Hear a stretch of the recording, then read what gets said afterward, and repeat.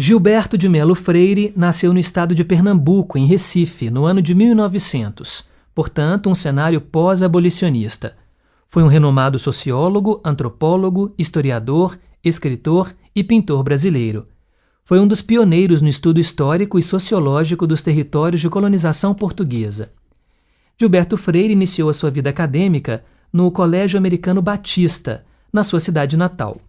Aos 17 anos, iniciou os estudos na Universidade Baylor, no Texas, onde se formou bacharel em artes liberais e se especializou em ciências políticas e sociais. Além disso, estudou também na Universidade de Columbia, em Nova York, onde publicou a sua tese de mestrado em 1922. O trabalho de Freire, intitulado Social Life in Brazil in the Middle of the 19th Century, Vida Social no Brasil, nos meados do século XIX, foi orientado pelo antropólogo Franz Boas, que era considerado por ele um ilustre pensador. Freire retorna ao Brasil em 1923, assumindo a direção de jornais em que escreveu inúmeros artigos sobre a formação social do Brasil. Suas publicações foram veiculadas em São Paulo e no Rio de Janeiro. Em Pernambuco, escreveu para o Diário de Pernambuco e a Província. Trabalhou como secretário particular do governador de Pernambuco, Estácio de Albuquerque de Coimbra, que era também um patrocinador do jornal A Província e um defensor da República Velha.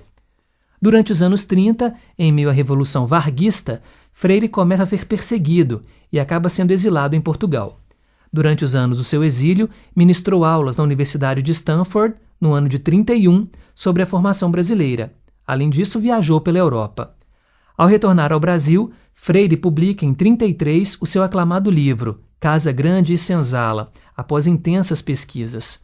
O livro veio a provocar polêmica no meio intelectual brasileiro, seja por sua linguagem ou pelos temas propostos, que abriam debate para um novo olhar sobre o Brasil. O livro Casa Grande e Senzala se divide nos respectivos temas: características gerais da colonização portuguesa do Brasil, o indígena na formação da família brasileira, o colonizador português, o escravo negro na vida sexual e de família do brasileiro e a continuação desse tema. Sob a análise da conjuntura histórica e social brasileira, o latifúndio, a escravidão, a Casa Grande e a senzala eram os pilares da ordem escravocrata e da unidade produtora. Gilberto Freire diferencia-se de outros autores e estudiosos por não ter ficado no superficial e nas obviedades. A profundidade das pesquisas feitas por Freire foram cruciais para sua distinção dentre outros pesquisadores acerca do Brasil e do brasileiro.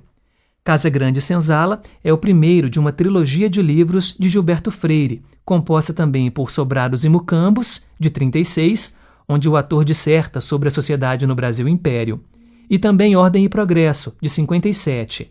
Nele se discute a sociedade brasileira durante a República. Existia um quarto livro planejado, Jazigos e Covas Rasas. Entretanto, ele não veio a ser publicado. As anotações feitas para o livro foram roubadas e se perderam. A colonização portuguesa e a escravidão do negro são romantizadas na obra de Gilberto Freire, e Alberto Costa e Silva pontua a nova visão sociológica que Freire nos possibilitou. Em Casa Grande e Senzala, reaprendíamos que o grande útero da nação tinha sido a cunhã, a mulher ameríndia, e que tinha sido com o índio que o português aprendera a viver no que viria a ser o Brasil. E Alberto Costa reforça que foi com Gilberto Freire que o olhar sobre o negro mudou, deixando de ser um olhar animalesco e de inferioridade, passando a ser visto como mãos importantes para a construção do Brasil. Alberto Costa ainda pontua que não éramos a simples junção de três raças, mas sim fruto de uma complexa formação social, cultural e racial. Gilberto Freire é responsável por criar o termo democracia racial, que é muito conhecido dentro das ciências sociais, onde se debate a forma de construção de uma identidade nacional, defendendo as desigualdades raciais como mito. A visão da escravidão amena enfrentou forte oposição por parte de vários autores, como os ligados à chamada Escola Paulista de Sociologia, que era liderado pelo sociólogo Florestan Fernandes. Esse grupo produziu, nas décadas de 50 e 60, trabalhos influentes sobre o debate e estudo sobre a escravidão no Brasil. Nessa perspectiva crítica, a tese da benignidade foi às vezes vista como mera tática de racionalização ou defesa do regime escravista por parte dos interessados em sua sobrevivência. Na obra Sobrados e Mucambos, o sociólogo disserta sobre a arquitetura brasileira e a elaboração de uma tipologia edificatória. São expostas obras urbanas e semi-urbanas, por exemplo, o sobrado, o mucambo, a casa térrea, a casa de sítio ou de chácara, o sobrado de esquina, o chalé, o cortiço. No livro, Gilberto Freire tem o objetivo de analisar a história da arquitetura brasileira pela perspectiva dos tipos habitacionais. Além disso, foi também discutido a interpretação da sociedade brasileira patriarcal a partir da relação entre tipos de habitação e modos de vida. Na década de 40, ele é preso e tem o seu jornal empastelado por conta da oposição que fazia à ditadura de Getúlio Vargas. Em 46, é eleito deputado pelo Partido União Democrática Nacional, UDN, foi vice-presidente da Comissão de Educação e Cultura da Câmara Federal. A partir da década de 50, Gilberto Freire recebeu convites para conferências em universidades americanas e europeias, além de formar parte das comissões da ONU que tratavam da questão racial. Ao longo de sua vida, publicou outras obras, como O Mundo que o Português Criou, em 1940, O Luso e o Trópico, de 61, O Escravo nos Anúncios de Jornais Brasileiros do Século XIX, em 63, Sociologia da Medicina, em 67, Cana e Reforma Agrária de Pesquisas Sociais, em 70, A Presença do Açúcar na Formação Brasileira, em 75, Alhos e Bugalhos, em 78, e Heróis e Vilões no Romance Brasileiro, de 79. Gilberto Freire morreu no dia 18 de julho de 1987, em Recife, Pernambuco, em decorrência de uma isquemia cerebral por infecção respiratória e insuficiência renal. Embora hoje suas teorias sejam questionadas, seu trabalho é de grande importância e é considerado uma referência, porque foi um dos primeiros estudiosos a considerar a presença e a contribuição do negro para a formação do povo brasileiro.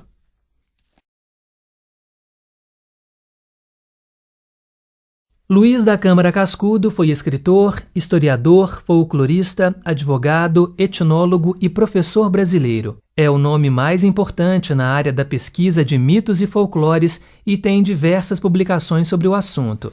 Nasceu em 30 de dezembro de 1898, na cidade de Natal, Rio Grande do Norte, filho do coronel Francisco de Oliveira Cascudo e Ana Maria da Câmara Pimenta. O sobrenome incomum vem do avô paterno, como homenagem ao Partido Conservador. Teve uma infância rica e recebeu cuidados demasiados. Aprendeu a ler sozinho aos 6 anos, através da revista infantil Tico Tico, muito popular na época. Quando jovem, aos 19 anos, Câmara Cascudo concluiu o curso preparatório no Colégio Ateneu Norte Rio-Grandense e inicia sua carreira no Jornal do Pai, escrevendo para a coluna Bric-a-Brac. Além disso, participa de outros órgãos de imprensa do Recife. Logo se interessa pelo curso de medicina, mas após 4 anos precisa abandonar a graduação devido a dificuldades financeiras. Em seguida, ingressa na Faculdade de Direito do Recife e, em dezembro de 1928, forma-se em Ciências Jurídicas e Sociais. Depois, começa a dar aulas particulares e a ensinar História Geral e do Brasil em diversos cursos, e a sua docência deixava os alunos fascinados. Ademais, Câmara Cascudo exerceu diversas funções, sendo a principal delas a de professor. Também foi nomeado diretor interino do Colégio Ateneu, fundou, junto de outros intelectuais, a Academia Norte Rio-Grandense de Letras e ocupou o cargo de secretário-geral da primeira diretoria. Foi secretário do Tribunal de Justiça e consultor jurídico do Estado. Professor de Direito Internacional Público na Universidade Federal do Rio Grande do Norte e dirigiu o Instituto de Antropologia da Universidade, onde hoje é o Museu Câmara Cascudo, em Natal. Além disso, fundou em 1941 a Sociedade Brasileira do Folclore, primeira instituição do gênero no país, com o objetivo de realizar atividades em defesa do folclore de Natal e do Nordeste. Na sua obra, há o historiador, o etnógrafo, o folclorista, o antropologista, o ensaísta, o jornalista, o tradutor de vários idiomas, o comentador, o memorialista e o cronista. Publicou 2.500 artigos para o jornal e outros 230 para a revista, e ainda diversos livros, opúsculos, quadros-resumo, artigos, poesias e traduções. Possui uma vasta biobibliografia e dentre elas se destacam O Aboiador, de 1921, que pode ser considerado um dos seus primeiros textos ligados à cultura popular, denunciando a sua pesquisa e predileção pelo assunto. Memória de Stradelli, de 1936, que conta sobre o conde italiano que viveu durante 43 anos na Amazônia brasileira e realizou uma importante pesquisa sobre os povos indígenas, suas tradições gerais e a língua geral Nhengatu. E o Dicionário do Folclore Brasileiro, de 1954, obra monumental de grande destaque, resultado de uma pesquisa de mais de 10 anos e a primeira compilação científica de termos folclóricos do Brasil. Ainda hoje é uma referência no estado da cultura popular. Câmara Cascudo interessava-se com muita obstinação pelas origens e composição étnicas do Brasil, pelo povo brasileiro, seus usos, costumes e raízes, pela formação da sociedade brasileira e pelo patrimônio folclórico. Dedicou sua vida aos estudos e à pesquisa da cultura nacional brasileira, através da produção escrita. Podemos estabelecer alguma proximidade e alguma distância entre Câmara Cascudo e os modernistas. Ambos buscavam estudar os mitos primitivos dos povos e o folclore. Cascudo fez isso muito bem, catalogando tudo o que era possível através de suas obras. No entanto, os modernistas tinham dentro do movimento antropofágico um caráter estético e ideológico de resgatar o que fosse genuinamente brasileiro, enquanto Câmara Cascudo ainda tinha uma concepção aristocrata e patriota, e pensava as manifestações folclóricas como expressões de harmonia social, ignorando as desigualdades e os conflitos entre povos, gerados pelo processo de colonização portuguesa. Cascudo almejava que os brasileiros amassem sua pátria, mesmo com todos os defeitos. Hoje, existe a Comenda de Incentivo à Cultura Luiz da Câmara Cascudo, que reconhece o historiador, antropólogo e folclorista brasileiro, que estudava o homem a partir de suas diferentes histórias, origens, romances, poesias e folclore. A comenda é destinada a agraciar personalidades, instituições e grupos que tenham oferecido contribuição relevante ao registro e ao fortalecimento da cultura, do folclore e dos saberes tradicionais do Brasil. É indiscutível a importância das pesquisas de Câmara Cascudo sobre a cultura popular e especificamente sobre o folclore. Ele virou referência nesses estudos e é reconhecido nacional e internacionalmente até hoje pelo seu legado. Entretanto, com o nível de estudo e de conhecimento que alcançamos hoje, sabemos que existem alguns pontos a serem questionados, principalmente por Câmara Cascudo ter realizado seus trabalhos a partir de uma concepção de valores intelectual, aristocrata, patriota. A partir disso, podemos pensar a nossa própria relação enquanto brasileiros com o nosso folclore. Ainda existe uma distância.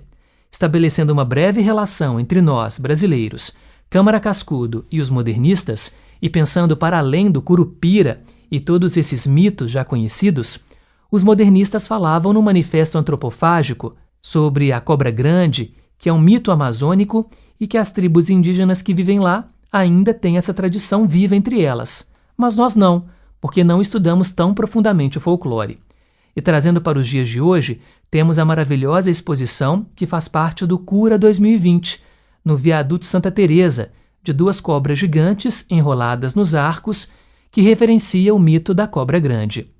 A obra intitulada Entidades, produzida pelo artivista indígena Jaider Isbel, representa, segundo ele, a fertilidade, a fartura e o caminho das águas. Para finalizar, uma citação de Luiz da Câmara Cascudo. Nenhuma ciência possui como folclore maior espaço de pesquisa e de aproximação humana. Ciência da psicologia coletiva, cultura do geral no homem, da tradição e do milênio na atualidade, do heróico no cotidiano. É uma verdadeira história normal do povo.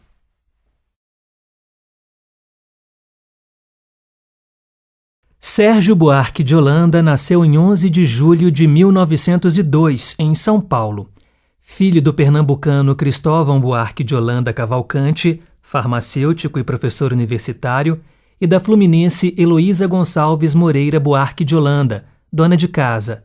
Aos 18 anos, começou a atuar como jornalista para o Correio Paulistano. Em 1922, a família mudou-se para o Rio de Janeiro. Nessa época, Sérgio já participava ativamente do movimento modernista que culminou na Semana de Arte Moderna em 1922. A mudança para outro estado não comprometeu a atuação de Sérgio nesse movimento, sendo inclusive colaborador na revista Claxon, ao lado de Mário de Andrade, Manuel Bandeira, Oswald de Andrade, Menotti Delpicchia, Di Cavalcanti, Anita Malfatti, Tarsila do Amaral e Graça Aranha, entre outros artistas e escritores. Ainda sob o enfoque do modernismo, em 1924, Sérgio, ao lado de Prudente de Moraes Neto e Graça Aranha, começou a redigir uma nova revista chamada Estética. Em 1925, Sérgio Buarque de Holanda se formou em Direito pela Universidade do Brasil, hoje denominada Universidade Federal do Rio de Janeiro. Nessa mesma época, começou a trabalhar como jornalista no Jornal do Brasil. Em 1929, Sérgio, desempenhando a função de jornalista, foi enviado como correspondente para Berlim, de onde voltou somente em 1931. Em 1936, Sérgio casou-se com Maria Amélia de Carvalho Cesário Alvim, com quem teve 7 filhos: Sérgio, Álvaro, Maria do Carmo, Ana de Holanda, Cristina Buarque, Heloísa Maria, a Miúcha, e Chico Buarque. Nesse mesmo ano, assumiu o cargo de professor assistente da UNB e publicou Raízes do Brasil, um dos seus livros mais conhecidos. Após Raízes do Brasil, publicou Cobra e Vidro, em 1945, e no ano seguinte, Monções. Ambas as obras eram coletâneas de artigos e ensaios que já haviam sido publicados anteriormente nos jornais. Em 1957, publicou o livro Caminhos e Fronteiras. Esse livro, que trazia uma coletânea de textos sobre a expansão oeste da colonização da América Portuguesa entre os séculos XVII e XVIII, foi o ganhador do prêmio Edgar Cavalheiro, do Instituto Nacional do Livro, em 1958. Em 1959, publicou Visões do Paraíso, uma análise de aspectos do imaginário europeu à época da conquista do continente americano. Sérgio atuou também como docente, carreira que começou na UNB em 1936 e se estendeu até 1969, após a passagem por grandes universidades de prestígio, como a UFRJ, a USP e outras no Chile e nos Estados Unidos, onde atuou como professor convidado. Entre 1972 e 1979, publicou Do Império à República, Vale do Paraíba, Velhas Fazendas e Tentativas de Mitologia. Em 1980, Sérgio Buarque de Holanda foi laureado com o Prêmio Juca Prato da União Brasileira dos Escritores e também com o Prêmio Jabuti de Literatura da Câmara Brasileira do Livro. Ainda em 1980, participou da fundação do Partido dos Trabalhadores, ao lado de Mário Pedrosa e Antônio Cândido, e em sua homenagem, o Centro de Documentação e Memória da Fundação Perseu chama-se Centro Sérgio Buarque de Holanda, Documentação e Memória Política. Sérgio Buarque de Holanda morreu em 24 de abril de 1982, aos 79 anos, vítima de câncer no pulmão. Sérgio Buarque de Holanda deixou de herança teorias e conceitos que até hoje são usados pelos analistas e estudiosos da formação do Brasil e suas consequências. Raízes do Brasil, sua principal obra, e não obstante as várias críticas que sofreu e continua sofrendo ao longo dos 80 anos da sua primeira publicação, ainda serve de objeto de estudo quando se deseja auferir as raízes do atraso do Brasil, o jeitinho brasileiro e o comportamento cordial do brasileiro. Sérgio, utilizando a teoria weberiana, definiu o brasileiro na expressão homem cordial para expressar um homem imerso no sistema patriarcal em virtude de sua herança colonial, direcionado pelo coração. Portanto, se por um lado o brasileiro demonstra um jeito receptivo e caloroso, por outro é impulsivo e violento. Foram os conceitos e análises formulados por Sérgio Buarque de Holanda que demonstraram que o colonialismo brasileiro provocou a confusão entre o público e o privado. Até hoje, ao invés de haver uma clara distinção, tem-se uma extensão. A esfera pública no Brasil nada mais é que uma extensão da esfera privada, o que explica, talvez, a causa da corrupção que se perpetua na nossa história até os dias atuais. Afinal, não é preciso forçar a memória para se lembrar de famílias inteiras cuja atuação política passa de pai para filho, de avô para neto. Já na vida privada, é possível observar uma sociedade moralista e violenta que não respeita a diversidade e só sabe pugnar pelo respeito de seus interesses individuais sem que haja um olhar direcionado para si próprio e para suas próprias imoralidades.